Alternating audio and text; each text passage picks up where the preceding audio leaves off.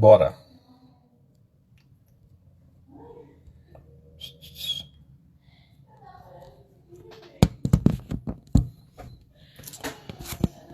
Esperar o pessoal chegar aqui então. Buenas, Pauleira. Tudo bem? Vamos aí. Eu acho que. Peraí. Deixa eu me colocar aqui primeiro.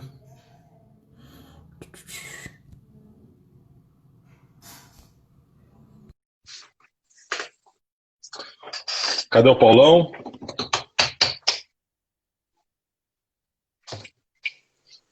E aí, ô E aí, vida louca, mano? o Gustavo tá por aí, né? Ah, é verdade. Ele tá por aqui, ele preparou uma parada pra nós. Bom que Então, já. bem-vindo, pessoal que tá chegando aí. Paulão, então eu vou soltar você, chamar o Beleza, Gustavo pra entrar e fazer um som, e aí na sequência a gente volta pra falar sobre tá bom. perenidade do evangelho e cultura religiosa. Beleza? Fui. Até já, até já. Bora lá. Cadê o Gustavo?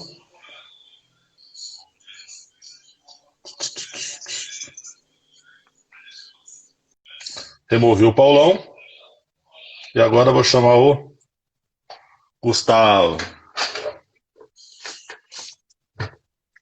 Pera aí. E aí, mano? Olá, mais uma vez. Tudo bom aí? Bem, graças a Deus e por Tranquilo? aí. Massa, 10. Cara, você não vai botar processo trabalhista não, hein? Pedindo direitos. Hora extra, adicional noturno pra gente aí, hein? Beleza, Gu? Que isso. Vamos lá Qual vai ser a hoje. boa hoje? Qual vai ser a Vamos, boa? vamos uma das antigas. É, deixar ele reinar na nossa vida aí. Bora, bora lá.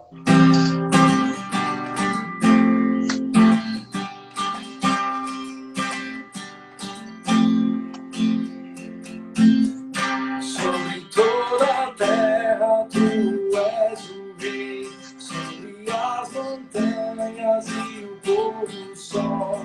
Uma coisa só, meu desejo é reinar de novo em mim, reinar em mim, com teu poder sobre a escuridão, sobre os sonhos meus. Tu és o Senhor de tudo que sou. Vem reinar em mim, Senhor.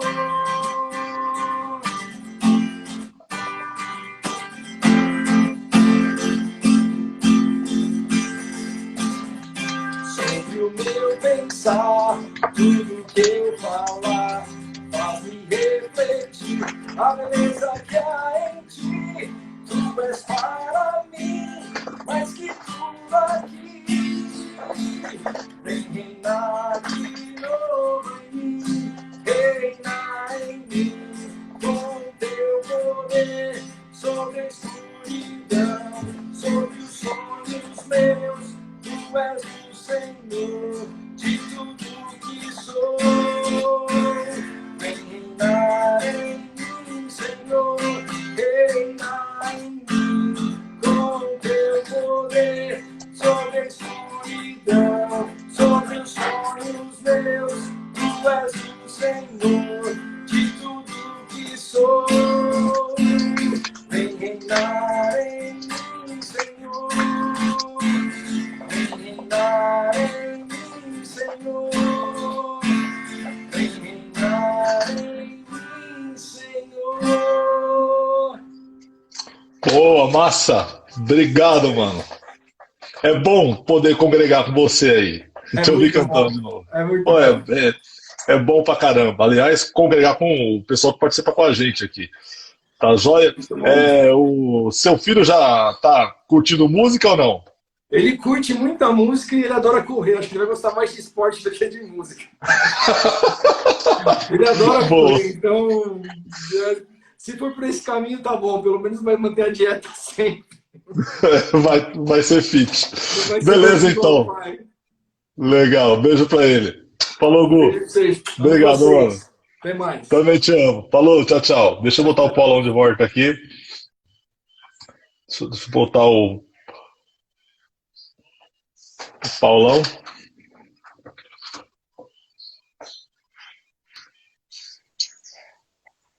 E aí, cidadão? E aí, ó, vida louca, George? Cidadão não, filósofo, engenheiro civil formado, mais que você. Pra quem viu o Fantástico ontem. Paulão, tudo bom aí, mano? Beleza, ramo que ramo, né? Bora lá. Então é o seguinte, o tema proposto para hoje, né? Perenidade do Evangelho e cultura religiosa, né? Então, é o seguinte, só para traduzir que perenidade é a qualidade daquilo que é perene. Perene é aquilo que é longo, que é duradouro, que tem caráter perenal, duradouro, longínquo, longevo, eterno. Então, a gente está falando dessa durabilidade ou desse caráter duradouro do Evangelho versus a cultura religiosa. E aí, Paulo, como a gente nunca combina nada, então vamos fazer o seguinte: eu posso trazer aqui primeiro algumas definições de Evangelho para Tranquilo. depois a gente contrastar esse caráter duradouro do Evangelho versus a cultura religiosa, porque só para lembrar então que Evangelho é uma coisa, religião é outra, tá?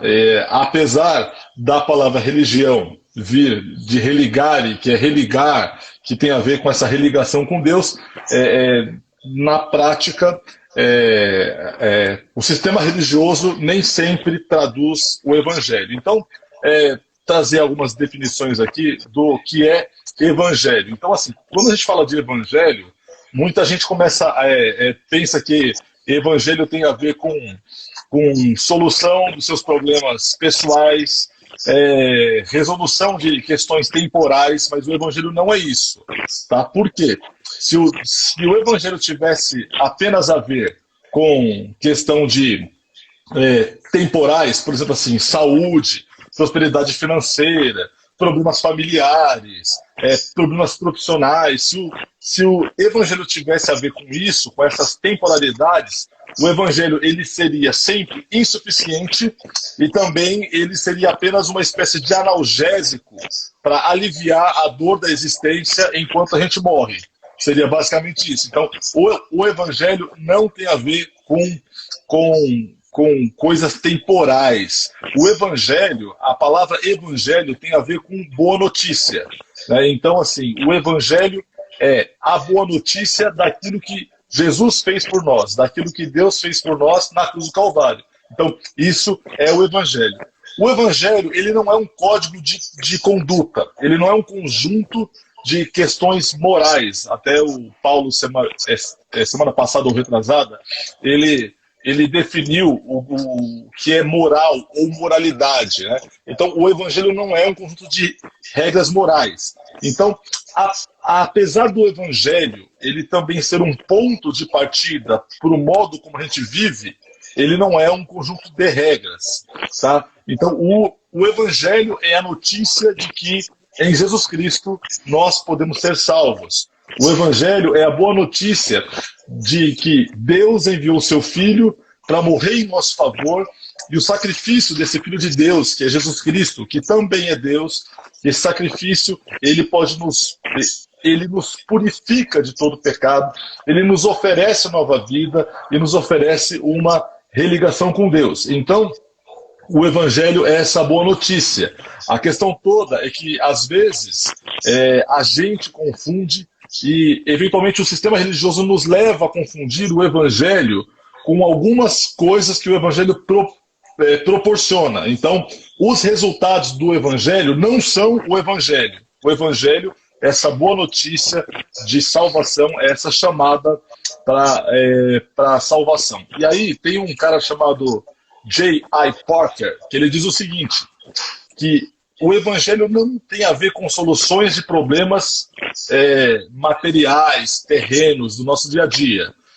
Mas o Evangelho é essa boa notícia. Mas ele diz o seguinte, que o Evangelho apresenta soluções para esses problemas, mas o faz primeiro resolvendo o mais profundo de todos os problemas humanos, que é o problema do relacionamento do ser humano com o Criador. E se não esclarecermos que a solução daqueles problemas depende da solução deste problema, estaremos deturpando a mensagem e tornando-nos falsas testemunhas de Deus. Então, o que é que o J.I.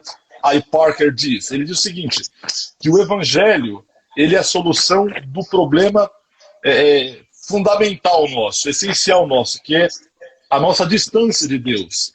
Então a gente não consegue tratar nenhum outro problema da vida se não trata esse problema que é mais profundo, que é a experiência pessoal com Deus, a religação com Deus, que é essa comunhão com Deus. Mais um pouquinho sobre o Evangelho. O Evangelho não é sobre aquilo que nós fazemos para Deus, mas é sobre aquilo que Deus fez por nós. E aí eu posso citar Romanos capítulo 5, versículo 8, que diz que Deus prova o seu amor para conosco pelo fato de que Cristo morreu por nós, sendo ainda nós pecadores. Então, o Evangelho nada tem a ver com aquilo que você pode fazer para Deus. O Evangelho tem a ver com aquilo que Deus fez por você. Então, isso é o Evangelho. Então, Evangelho não é sobre religião, mas Evangelho é sobre relacionamento com Deus. Um relacionamento restaurado que nos leva a entender que a gente é aceito por Deus, não por aquilo que a gente faz, mas a gente é aceito por Deus por aquilo que Ele fez. Então o Evangelho não tem a ver com o nosso mérito, tem a ver com o mérito de Deus, daquilo que Ele fez na cruz do Calvário. Então é o seguinte, a religião diz, eu obedeço, por isso eu sou aceito. A não-religião diz, eu vivo como eu quero, eu não tenho que obedecer a ninguém. Já o Evangelho diz, eu sou aceito, porque eu sou aceito, eu obedeço. Porque o Evangelho tem a ver com aquilo que Deus fez por nós. Falando um pouco mais sobre Evangelho.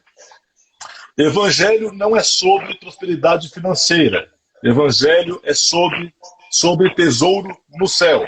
Evangelho não é sobre suprir as nossas necessidades, é sobre buscar o reino de Deus e a sua justiça.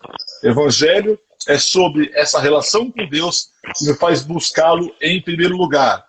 Então, Evangelho não é sobre evitar sofrimento, mas é sobre passar pelo sofrimento com a certeza da vida eterna e com a certeza de que aquilo que Jesus fez na cruz do Calvário por nós é muito mais poderoso, é muito maior, é muito mais impactante do que qualquer tristeza que a gente possa sofrer. Beleza?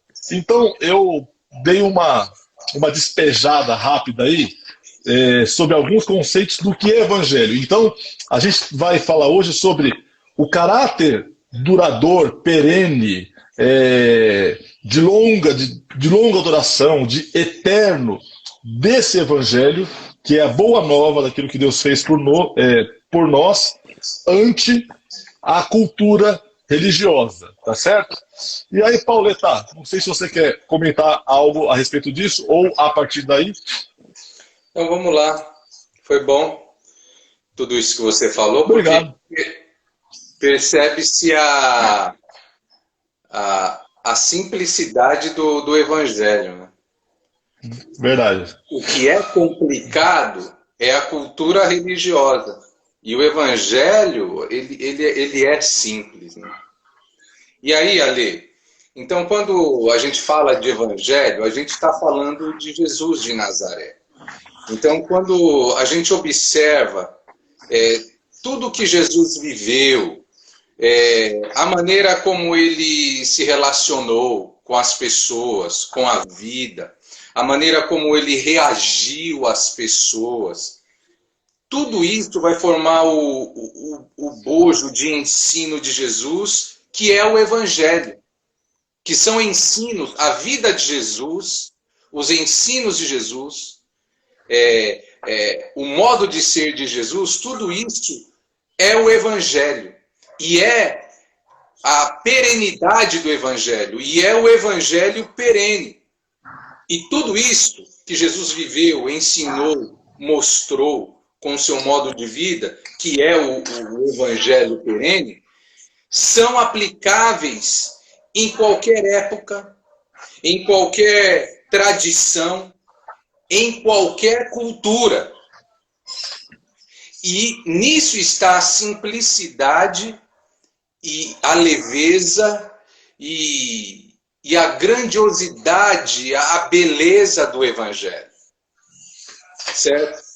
Uma vez que o Evangelho ele é perene, o evangelho é perene, conforme o conceito que você passou no começo, que ele é eterno, ele é durável, ele é transcendente, esse tipo de coisa.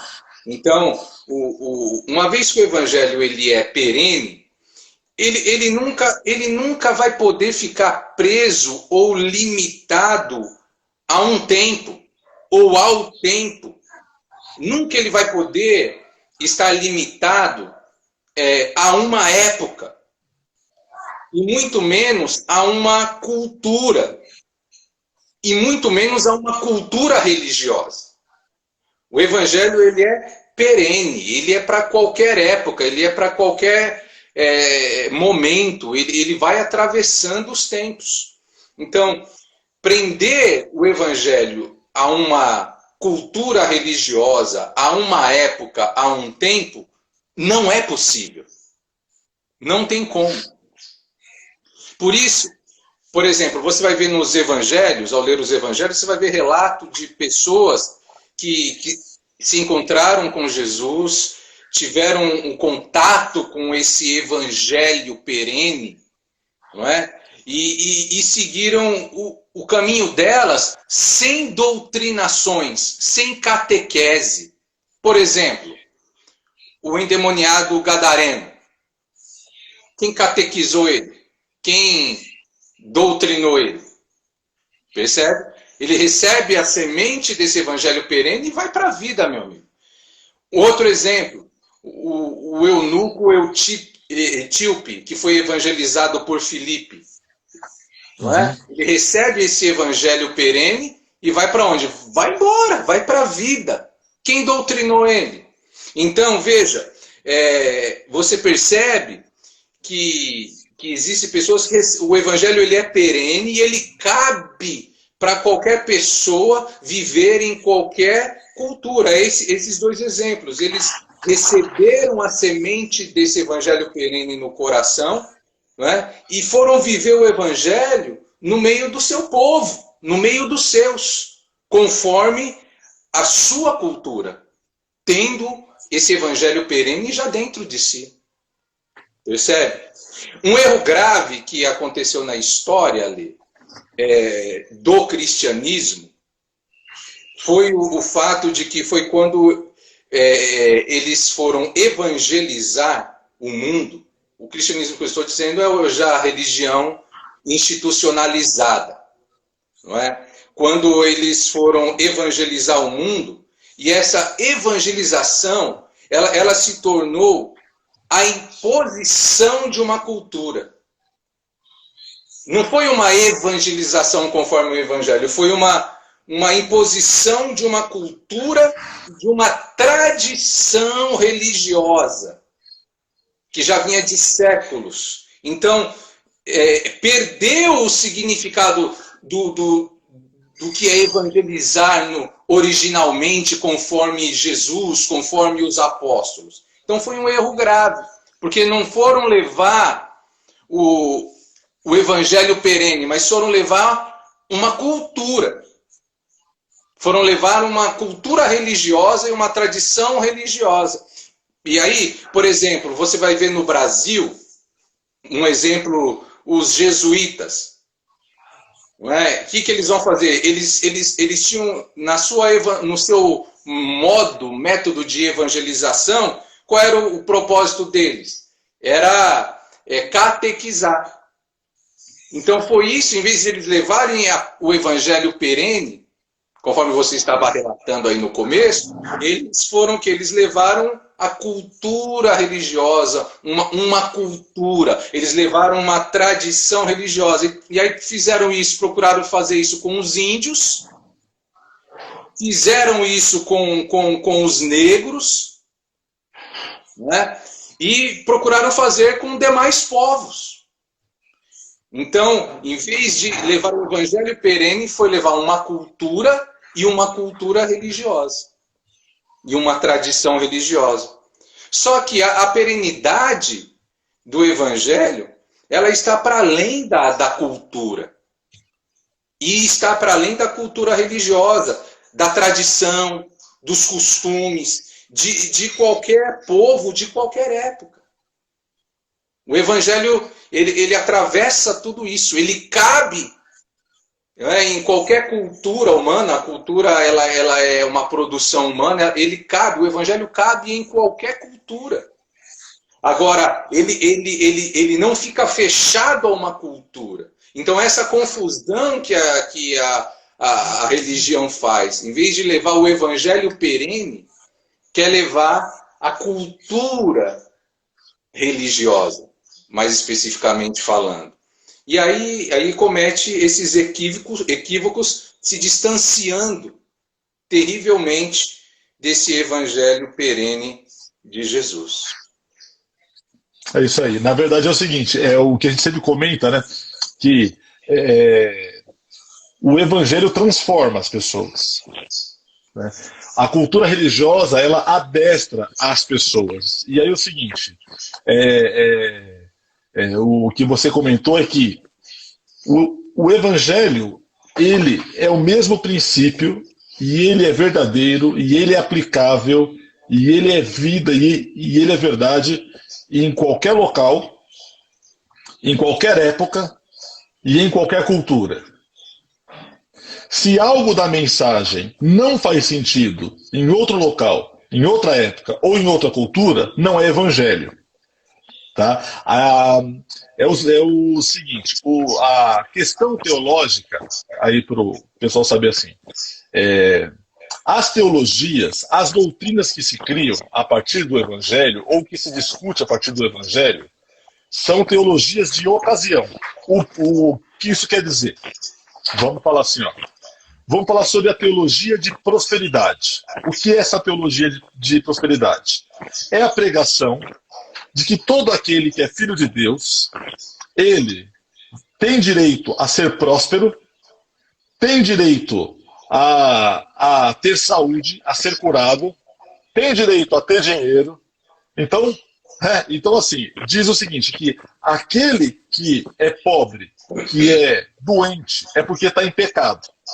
Porque o Filho de Deus, ele é próspero, financeiramente e tem saúde. Esse é o resumo da coisa. Onde nasceu essa doutrina, essa cultura religiosa da prosperidade?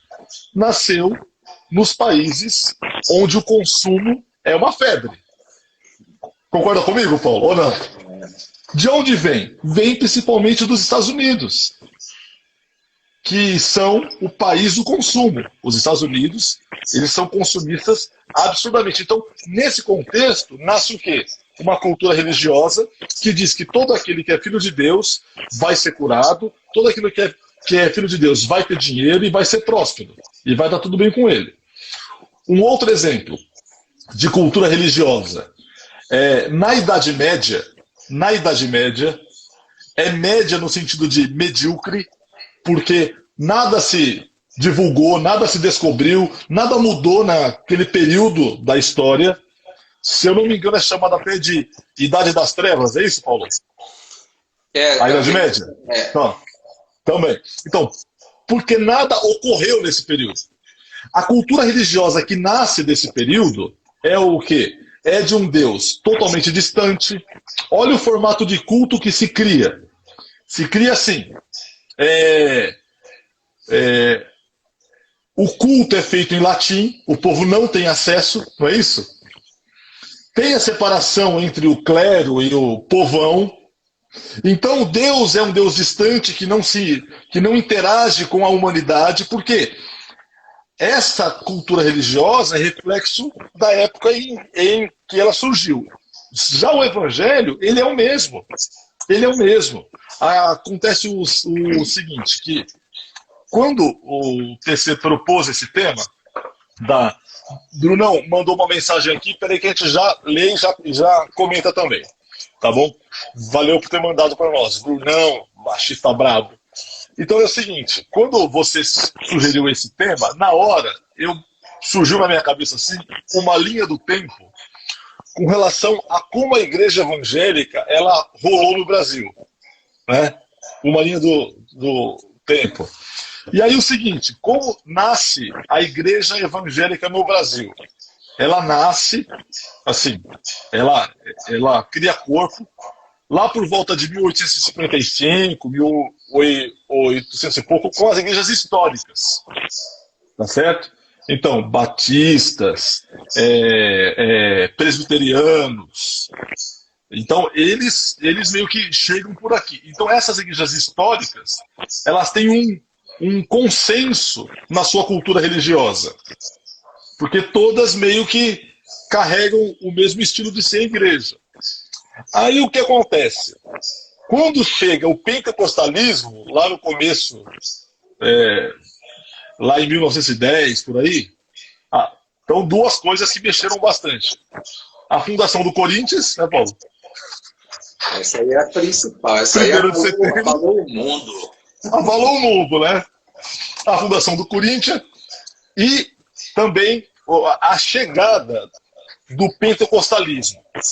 E aí, com o pentecostalismo, surge uma vertente evangélica mais isolada, mais isolacionista, com uma outra visão doutrinária, e aí começa a rolar essa meio que divisão da igreja evangélica, assim, esse dissenso. Aí você vai passando mais o tempo, vai rolando mais uma fragmentação dessa igreja evangélica brasileira, com a chegada de teologia de prosperidade, que eu citei um pouco aqui para vocês, com a chegada... Está repreendido, Cássio. A Cassiana já agitando aí. Com a chegada de uma cultura religiosa de batalha espiritual.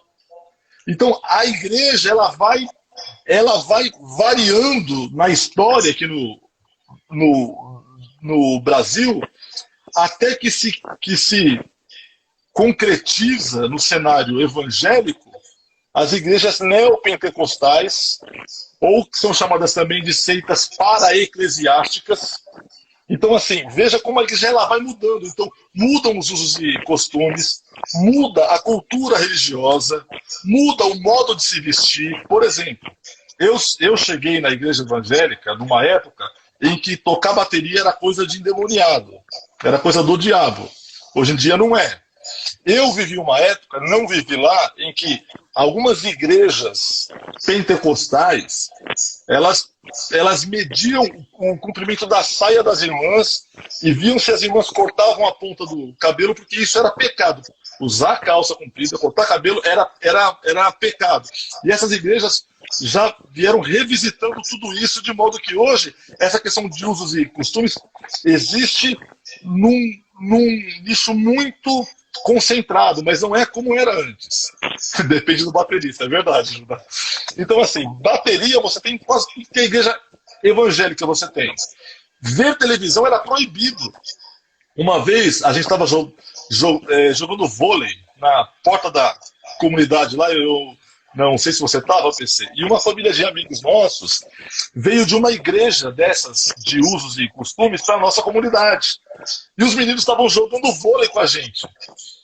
Aí passaram os irmãos dessa outra comunidade mais tradicional, depois foram fazer uma visita e dizer para a mãe dos meninos que estava muito preocupada porque viram eles de bermuda e jogando bola. Estavam preocupados com a salvação deles. Então, veja como a igreja vai oscilando, como essa cultura religiosa ela é mutante. Então, isso tudo não é evangelho. O evangelho permanece o mesmo. Então, se usa calça comprida, se usa terno, se pode usar brinco, se aceita alguém com tatuagem. A questão do estilo de música, nada disso é evangelho. Isso é cultura religiosa. O evangelho permanece o mesmo. É a boa notícia de que Jesus morreu em nosso favor e que em Jesus nós temos perdão dos nossos pecados. Em Jesus nós somos chamados para uma vida eterna. E somos chamados a chamar as pessoas a conhecer e terem essa mesma experiência. Então veja, que na história da igreja brasileira, o que varia absurdamente é a cultura religiosa. Mas o evangelho permanece. E é isso que a gente tem que focar na vida. Você quer comentar algo sobre isso, Paulo? E o quanto isso, Alexandre, essa aparência de piedade da cultura religiosa, o quanto isso já humilhou pessoas, o quanto isso já afundou pessoas espiritualmente, matou pessoas espiritualmente, afastou pessoas, na verdade, do Evangelho de Deus, não é? Em nome disso, quantas agremiações rotularam pessoas como filhos do inferno, não é assim? Em nome disso, em nome de uma perversa piedade. Uma perversa piedade. E o Bruno comentou aqui o seguinte, que ele já foi de uma igreja que por um mês ele não conseguiu dar o dízimo e ele foi tirado de infiel. Foi chamado de infiel porque ele não conseguiu dar o dízimo. Então, veja, é o que você falou, quanta gente não se feriu por conta de cultura religiosa. Então, a minha pergunta é o seguinte, o que as igrejas que prezavam por usos e costumes, elas fizeram com as pessoas que elas mandaram para o inferno por usarem calça comprida, no caso das mulheres, as pessoas que usaram bermuda, que cortaram o cabelo, que tinham uma televisão em casa. O que elas fizeram com esse povo que foi todo para o inferno, né, por conta da cultura religiosa? O evangelho, ele é muito mais leve. O evangelho, ele é misericordioso. O evangelho, ele é perene por isso. Ou seja, cara, nós não podemos ter a pretensão de adestrar as pessoas, fazendo com que elas se pareçam conosco, né? Então, assim, criou-se na década de 70, 80, não sei se um pouco antes, porque eu sou da década de 70, o estereótipo do crente. O crente é aquele que de domingo usa roupa social, né? O cara tem que usar um terno do Mário Fofoca, aquele todo xadrezão. A mulher tem que usar coque, né? Saia comprida. Então é o seguinte, criou-se um estereótipo que não tem a ver com o evangelho, que tem a ver com o quê? Com cultura religiosa. Paulo, eu queria comentar uma outra coisa assim, sobre a influência da cultura religiosa no modus vivendi das comunidades de fé, né? Por quê? Como a cultura religiosa ela meio que passou a desprezar o evangelho, o que foi que mudou nessas comunidades de fé que prezam mais pela cultura do que pelo evangelho? Então é o seguinte, você percebe a perda da centralidade de Cristo, né? Cristo já não é o centro da pregação, Cristo já não é o centro da vida, e quer dizer, Cristo, o Evangelho, Jesus, Cristo já não são centrais e nem são o estilo de vida dessas comunidades. Então você vê pregação que mais parece palestra de coach, você vê pregação que mais parece questão de autoajuda do que o próprio Evangelho. A outra coisa também é que essa cultura religiosa, ela invadiu de um modo muito ferrado assim a inologia das comunidades de fé. Ou seja, a letra das músicas que o povo canta também perdeu a centralidade de Cristo.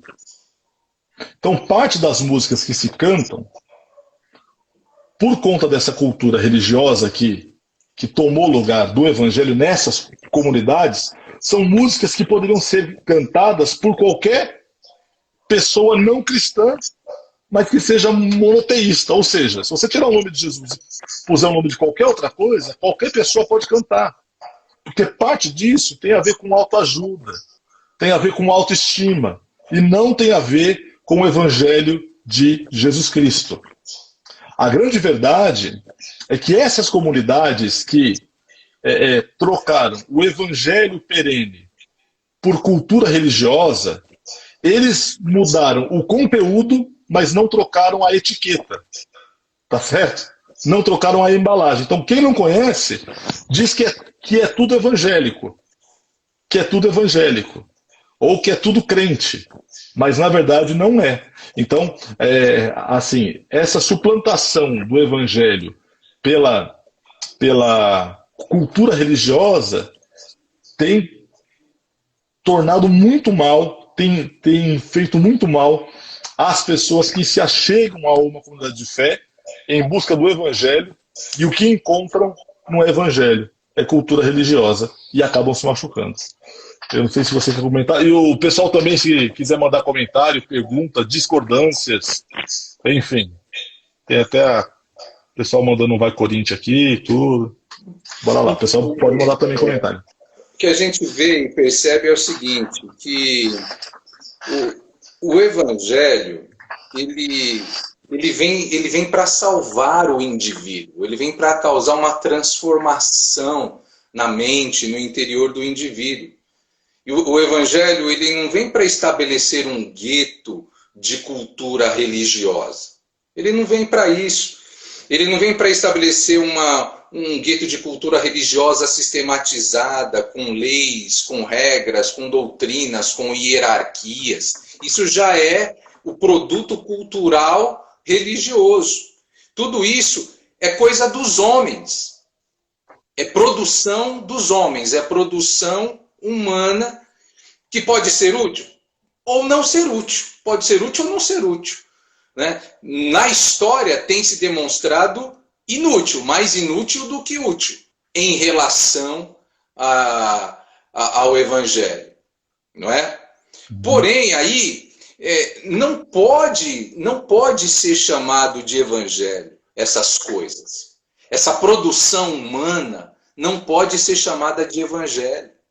Porque o Evangelho ele não se limita, ele não se prende a nenhuma dessas coisas, a nenhum dessas caixas, dessas codificações culturais religiosas.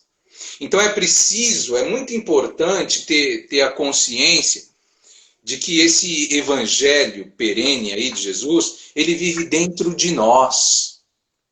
Esse Evangelho perene, ele se realiza no nosso ser interior, na nossa consciência selada. Não há nada exterior, não há nada externo que possa comandar o Evangelho dentro de nós. Não há, de forma alguma. Sendo assim, então, todas as leis ou regras religiosas, elas devem estar debaixo, submissas à lei interior perene do Evangelho dentro de nós. Dentro de nós. Nada exterior deve estar acima disso, desse Evangelho que habita em nós, dessa nossa consciência alinhada com Cristo, com a consciência de Jesus. Então, a gente não pode se deixar escravizar por leis humanas, por cultura religiosa humana. Não se pode. É o que Paulo vai falar para os colossenses, né? Ninguém vos julgue por causa de dias de lua nova, dias de festas, dias de sábado. Não toques isso, toque aquilo, não comas isso, não bebas aquilo. É o que ele está falando. Ele está falando, olha, vocês agora são do Evangelho. Vocês não podem se deixar escravizar pelo um produto humano, a cultura humana religiosa. E ninguém julgue vocês por causa disso.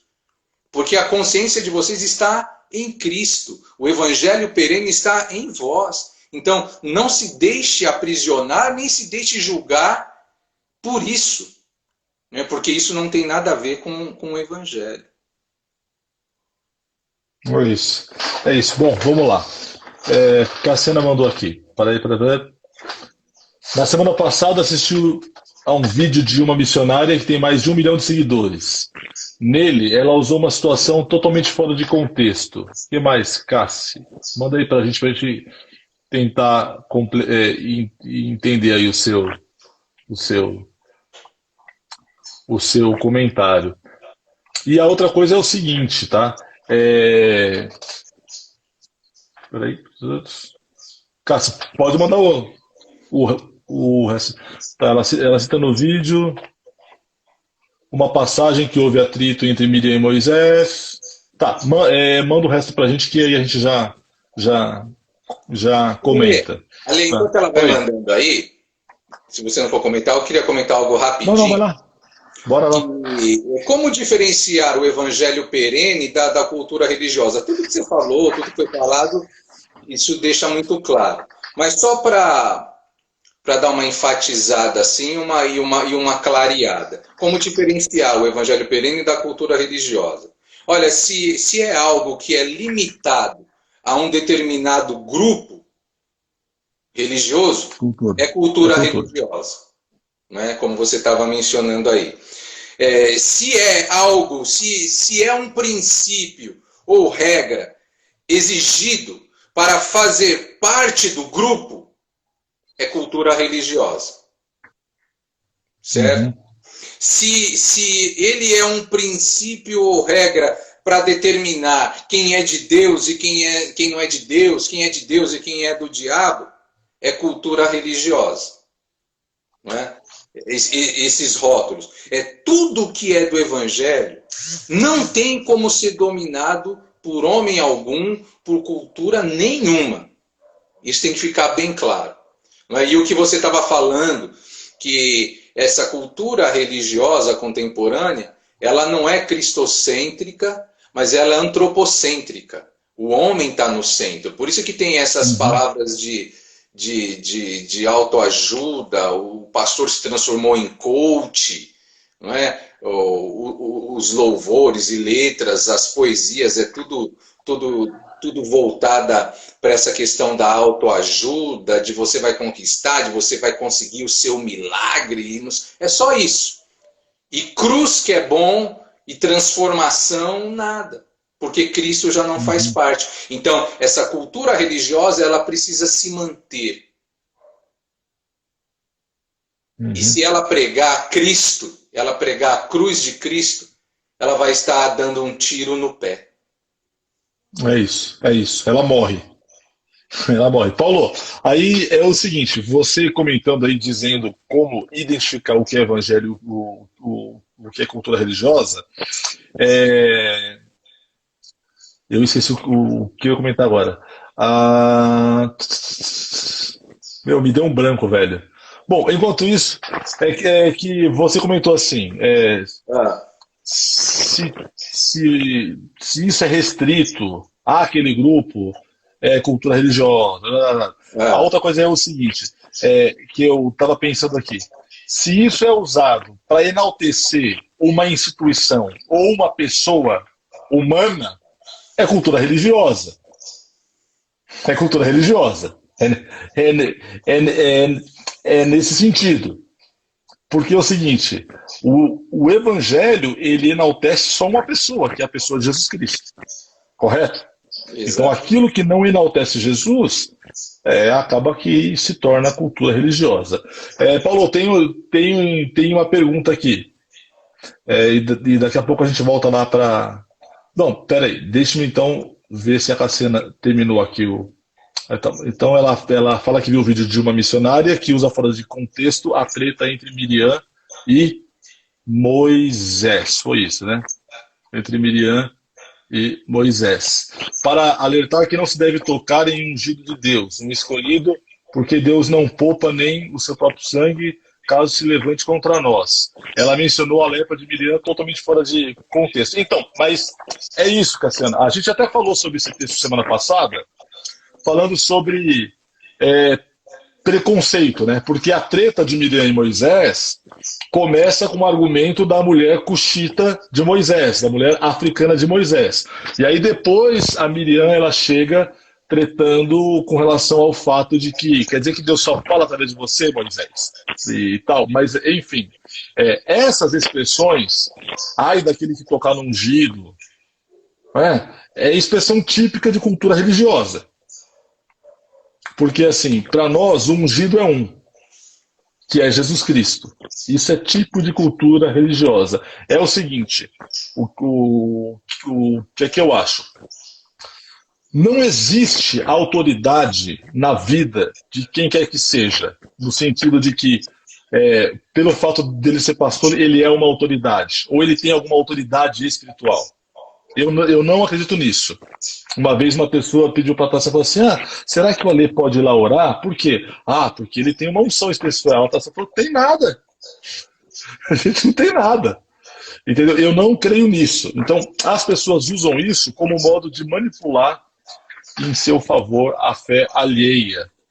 Então vamos lá, Paulo. Uma pergunta para você aqui, que a Paula, minha prima, mandou. Tenho uma dúvida com relação à possessão demoníaca. Precisa orar para expulsar um demônio, para o demônio sair? Ou, à medida em que o Espírito Santo entra, acontece uma libertação natural? Você quer começar por aí, Paulo? Depois eu continuo. Sim, Ale, uma coisa que é muito importante, e eu creio que fundamental, numa situação assim, é ter discernimento. Uhum. Né? Porque muita coisa que o pessoal, por exemplo, mostra na televisão, ou muita situação que as pessoas vivem na contemporaneidade, que o pessoal chama de possessão, não é possessão. Então você tem que discernir.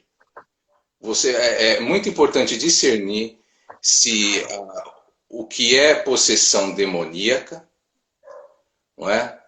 E o que é transtorno psicológico, transtorno mental. As pessoas... Ou só cachaça, por exemplo, né? Ou só cachaça. Você entendeu? É muito importante discernir isso. É de fundamental importância. Uma coisa que é muito importante quando alguém vivenciar uma realidade dessa, presenciar, tem que ter discernimento. E outra coisa, tem que tratar gente como gente e demônio como demônio. Você vê muitos pastores, muita gente que se diz espiritualzão, que não trata a gente como gente e demônio como demônio, possessão como possessão, que humilha as pessoas, expõe as pessoas ao ridículo, pessoa que tem marido, tem filho, existe uma história, existe uma família por trás. E as pessoas, em nome de um pseudo-poder, né, ficam humilhando as pessoas. E você nunca viu Jesus fazendo esse tipo de coisa.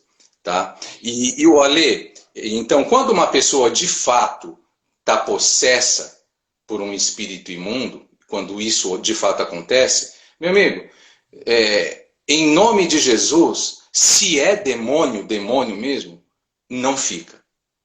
Não fica. Vai Tá? sair. Então, por isso precisa ter o discernimento. Esse negócio de ficar trocando ideia, ficar conversando, tem que ter o discernimento se há algum transtorno, e tem muitas pessoas com transtornos psicológicos, psiquiátricos. Não é?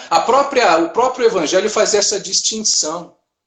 Não é que Jesus ele curou lunáticos, quando no Evangelho fala sobre lunáticos e endemoniados, está distinguindo pessoas com problemas psicológicos, problemas mentais, por isso que diz lunáticos, e endemoniados. Agora, deixa eu falar uma coisa também, Ale.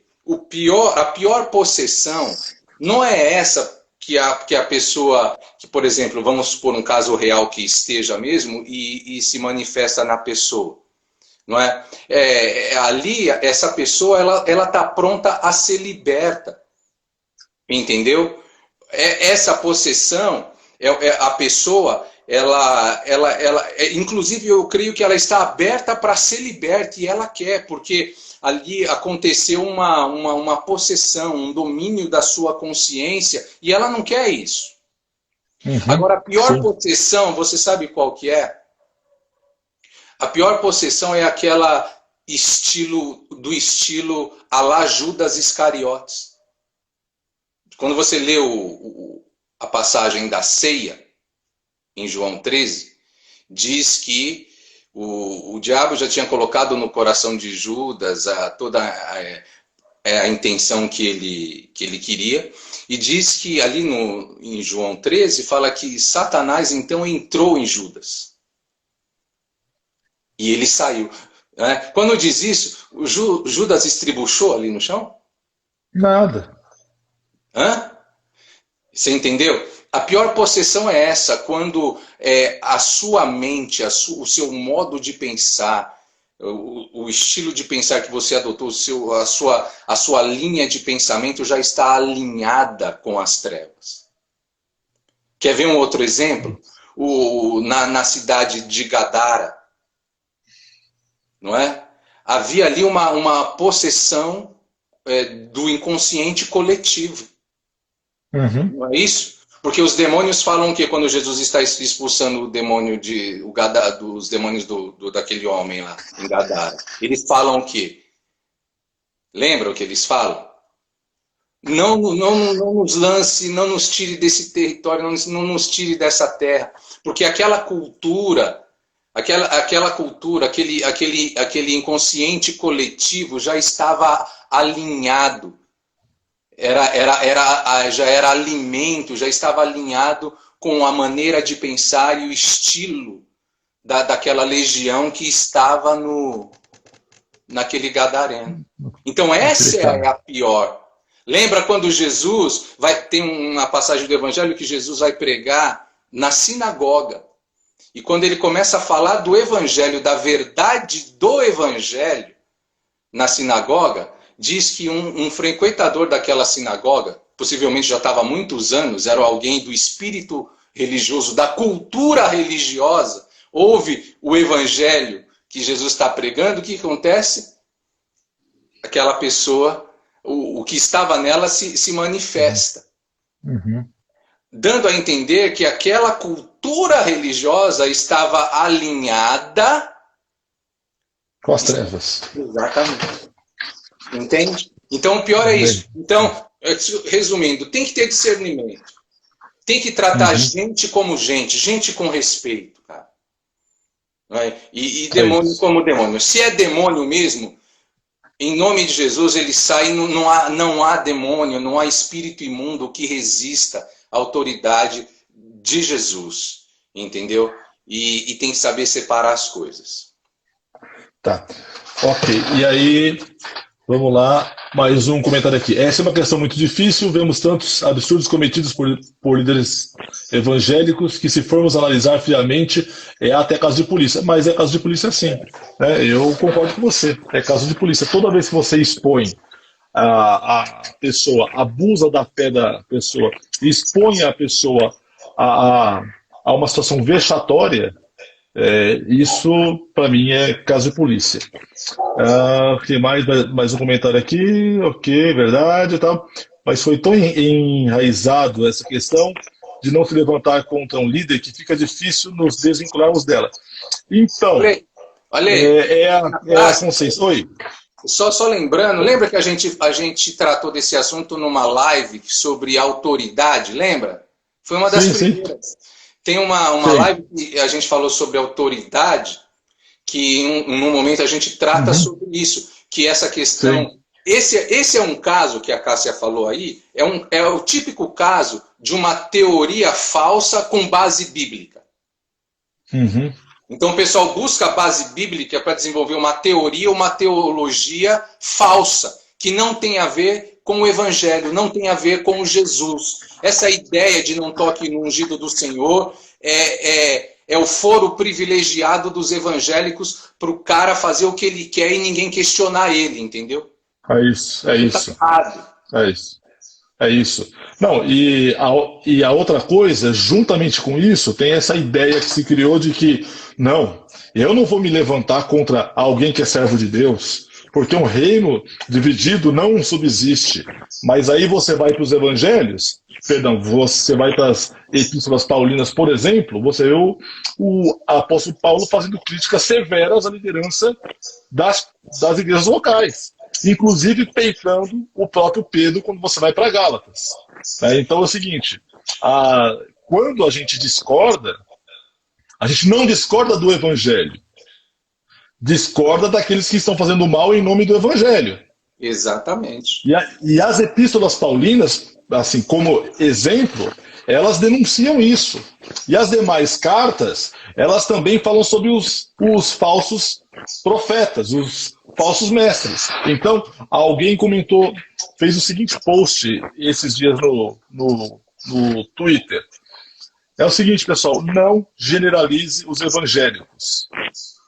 Se Silas Malafaia se declara evangélico, Martin Luther King também era. Então, assim, a gente, dentro desse mundo, tem um monte de coisa, inclusive nem é evangélico. Tá? Aí, vamos lá, o que mais está comentando aqui? Hoje, em muitas igrejas, nesse meio, é um evangelho do medo, né? Tá mais para uma hipnose, mas às vezes muitas vezes o pessoal manipula pelo medo. Então, assim, é o medo de você tocar no ungido do Senhor, é o medo de você faltar no culto, é o medo de você não dar o dízimo, é o medo de você... Então, assim, o Paulo citou aqui que o evangelho ele veio para salvar. Ele vem para dar salvação, para dar libertação, o evangelho. O que a cultura religiosa, às vezes, não dá. O que mais? Tem mais alguma coisa aqui para a gente comentar? Se eu pulei alguém, me cutuquem aqui, me avisem.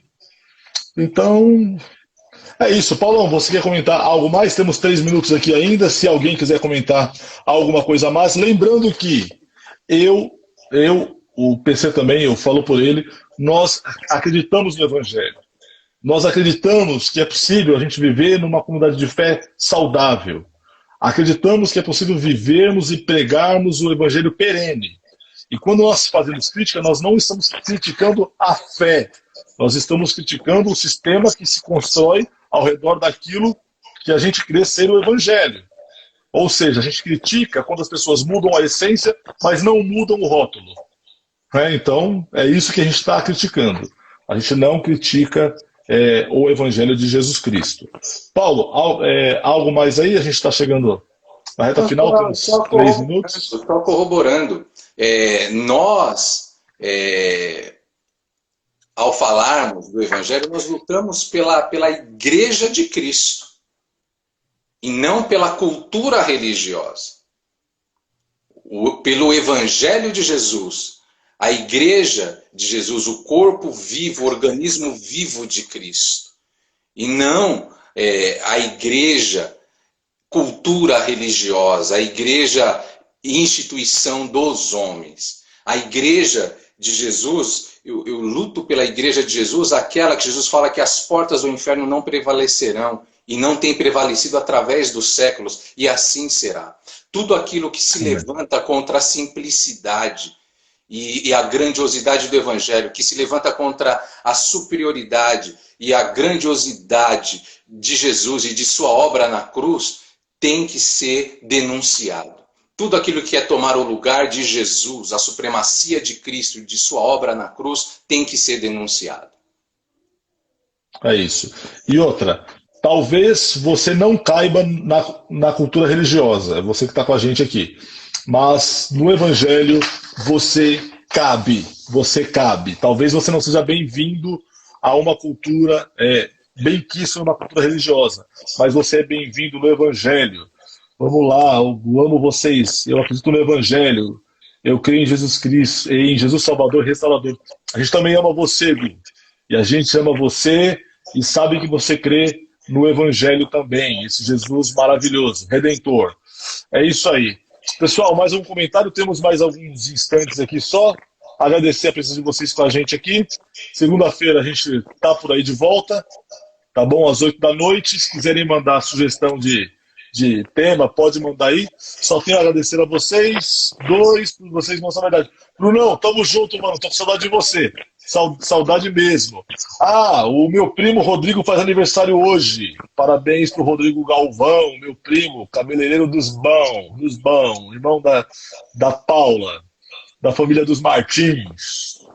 Parabéns para ele aí. É isso aí, pessoal. Deus abençoe vocês. Até segunda-feira. Se quiserem comunicar com a gente, pode mandar direct aí para mim, ou pro PC, no perfil dele, ou no perfil do Eclésia BR, e a gente vai subir esse vídeo depois pro YouTube, tá? Lá no YouTube Eclésia BR tem tudo que é vídeo desses nossos bate-papos, beleza? É isso aí, Deus abençoe vocês. Paz, valeu, obrigado.